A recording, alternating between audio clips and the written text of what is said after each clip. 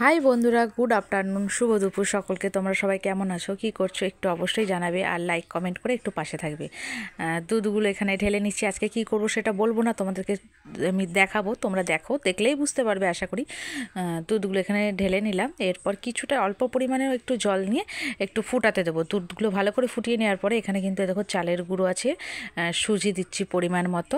সুজিটা অনেকেই দেয় না, সুজিটা না দিলে মানে পিঠেগুলো শক্ত হয়, যেটা পরের দিন হয়ে যায়, শক্ত হয়ে যায়। এর জন্য সুজিটা দিলে নরম থাকে। এর মধ্যে চালের গুঁড়ো আর সুজির পরিমাণটা একটু কম দিয়ে ভালো করে গরম জল, এই জলটা কিন্তু গরম ছিল, হ্যাঁ আমাদের হিটারে বসানো ছিল, গরম জলে কিন্তু এই দুটো একসাথে মিশিয়ে দিয়ে দিলাম। এবার গরম জলে ভালো করে একটু মাখিয়ে নিতে হবে। একটু গরম ছিল বলে খুন্তি দিয়ে কোনো রকম, যেই জলটা দিচ্ছি গ্লাসে সেটাও কিন্তু গরম জল, দেখো মাখিয়ে না এরকম মতো হয়ে আসবে, একদমই আটার মতো মাখা, তবে একটু গরম থাকবে, একটু ঠান্ডা করে করে ভালো করে মাখতে হবে। এরকম টাইপের হয়ে যাবে, দেখো তোমাদের দেখালাম, এরকম টাইপের হয়ে যাবে, আটার মতোই অনেকটা।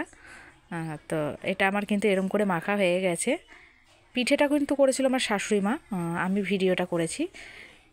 আর এইদিকে কিন্তু ক্ষীরটা এরকম মা তৈরি করেছে ঘরে।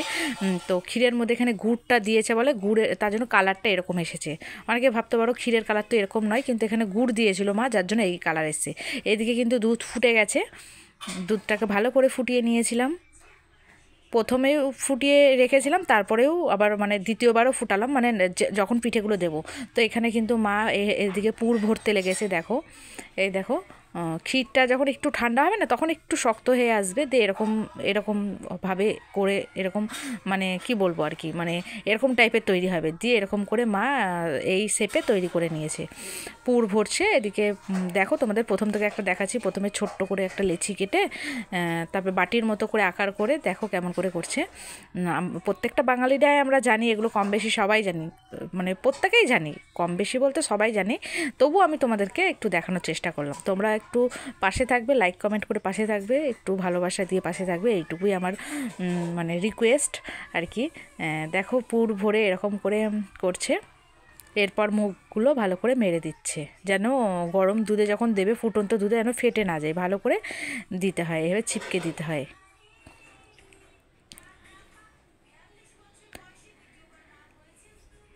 এরকম করে করেছে। তো আকৃতিগুলো ঠিক এরকমভাবেই এসেছে, দেখো। এদিকে কিন্তু এগুলো করা কমপ্লিট হয়ে গেছে।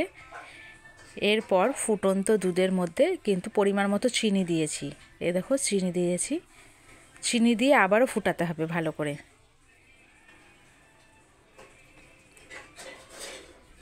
দেখতেই পাচ্ছ, আমি যতটা পাচ্ছি চেষ্টা করছি তোমাদেরকে পুরোপুরি দেখানোর। এরপর দুধটা ভালো করে ফুটিয়ে নেওয়ার পর তেজপাতা একটু দিয়ে দেবে। তেজপাতা, অনেকে এলাচ দেয়, অনেক কিছু দেয়। তো সব কিছু দেওয়ার পর এই দেখো তেজপাতা দেওয়া হয়ে গেছে। এরপর কিন্তু আমরা পুলিগুলো, মা যেগুলো তৈরি করলো সেগুলো কিন্তু গরম দুধে, ফুটন্ত দুধে ছেড়ে দিচ্ছে। একসাথে ছাড়লে ভেঙে যাবে, যার জন্য একটা একটা করে ছাড়ছে, বুঝতেই পারছো। দেখো তেজপাতাও দিয়ে দেওয়া হয়েছে। তেজপাতাটা অ্যাকচুয়ালি দিতে একটু ভুলে গিয়েছিল, যার জন্য পরে দেওয়া হলো, নাহলে ফুটানোর সময়, মানে যখন দুধটা ফোটে তখনই তেজপাতাটা দেয়। তো দেখো এখানটা কিন্তু এরকম তরল দেখাচ্ছে, কিন্তু দুধটা যখন ফুটে উঠবে না, তখন একটু গ্রেভি হয়ে যাবে।